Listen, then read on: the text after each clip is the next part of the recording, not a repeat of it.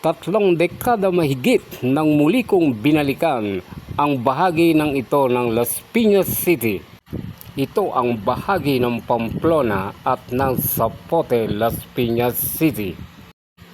Maraming mga pagbabago at ikaw ay maninibago sa pag-unlad nitong Las Piñas City. Welcome back to my channel. Ito ang Galapalo TV. Pamilyar ako dito sa lugar ng Las Piñas City.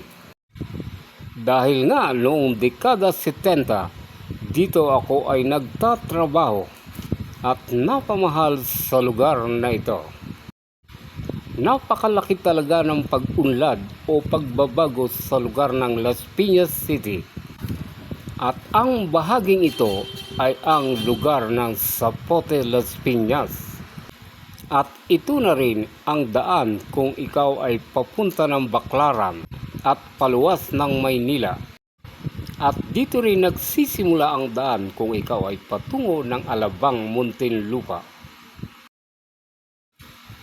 At ito nga ang lugar ng Zapote, Las Piñas City.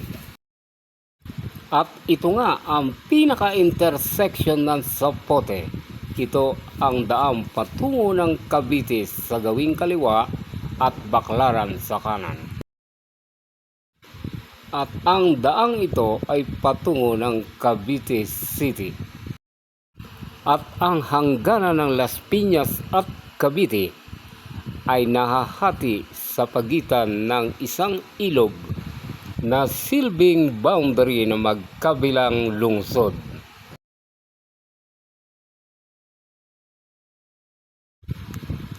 At ang lugar na ito ay bahagi pa rin ng Zapote, Las Piñas City. Makikita ang mga paradahan ng jeep na pabalik at patungo ng Cavite City. Masigla ang kalakalan sa lugar na ito. At ang kabila ng tulay na ating tutunguhin ay ang bayan ng Bacoor. At dito nga nahahati ang pangalan ng Zapote, Zapote Las Piñas at Zapote Bacoor, Cavite. Malaking bagay ang pagkakagawa ng coastal road dito sa lugar ng Cavite. Na di tulad noon na halos lahat ng mga sasakyan ay dito dumaraan sa lugar na ito patungo ng Cavite, Tagaytay o Batangas. At ito nga ang tulay na naghahati sa dalawang lungsod, ang Las Piñas at ang Cavite. At ito nga ang nasabing tulay na naghahati sa dalawang lungsod. Dahil na rin sa ako ay nanibago at nakita ko ang pag-unlad na magkabilang lungsod, akin munang pahapyaw na daraanan ang highway na ito patungo ng Bacoor, Cavite. Ganun pa man, sa aking mga susunod na vlog, ating papasukin at iisa-isahin ang mga lugar na ito. At dito na nga ang masiglang bayan ng Bacoor o ang tinatawag na Zapote Kabila.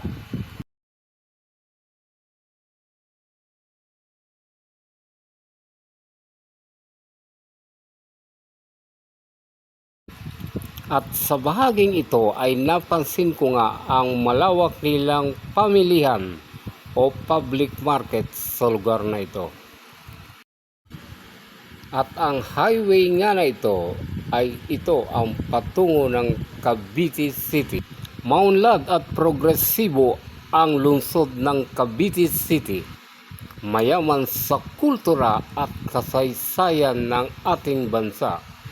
At ito na nga ang malapad na kalye na intersection patungo ng Cavite City at bayan ng Molinos sa kaliwa at sa Kawit, Cavite naman ang sa kanan.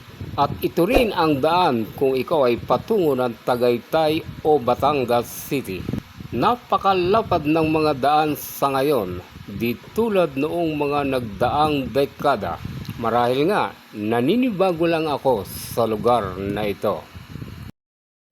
Akin munang binalikan ang lugar ng Baclaran At dating gawi kapag napupunta sa lugar na ito ay pumapasok tayo sa simbahan ng Baclaran.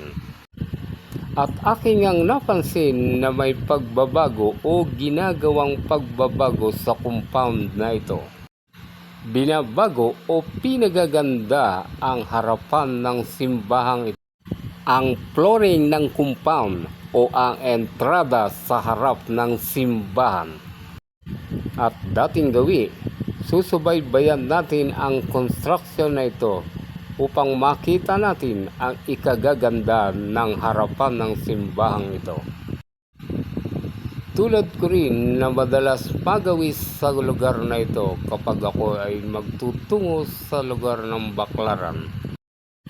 Ang sabi ko nga, 3 dekada mahigit na ako ay hindi nagagawis sa lugar na ito. Dahil nga sa ako ay nanirahan sa aming lalawigan at mahigit 3 dekada na ako'y hindi nagagawi sa lugar na ito. At tulad ng nakagawian, ako'y tumutuloy sa loob ng simbahan na tulad ng nakararami.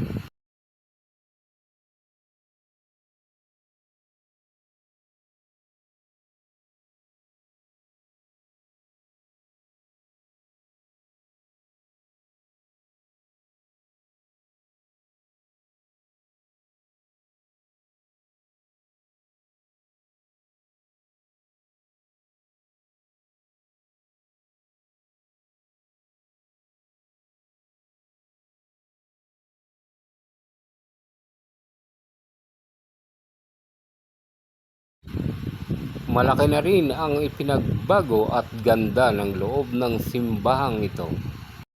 At muli kong linibot ang kapaligiran ng simbahang ito. At marami na rin ang pagbabago at iginanda ng simbahan ng Baclaran. Nakagawa na rin ako ng vlog dito sa lugar ng Baclaran noong nakaraang taon nang ako ay magsimula mag-vlog at muling magbalik ng Maynila. At ang kapaligiran nga ng Baclaran ay malaking pagbabago at kakaiba sa aking paningin. Christmas season nung ako ay magawi rito nung nakaraang taon. At ang kapaligiran ng simbahan ay puno sa mga naghanay na mga vendors. At halos hindi mo madaanan ang lugar na ito dahil sa mga nagsisiksikang mga paninda at mga mamimili kapag panahon ng Kapaskuhan. Sa ngayon, sa aking muling pagbabalik, nakita ko ang kaluwagan sa lugar na ito. At tulad ng dati, masigla ang kalakalan dito sa lugar ng Baclaran. Muli, maraming salamat sa inyong panonood dito sa aking channel. Sana po masubaybayan nyo pa ang mga susunod ko pang video dito sa channel kong ito. Maraming salamat po.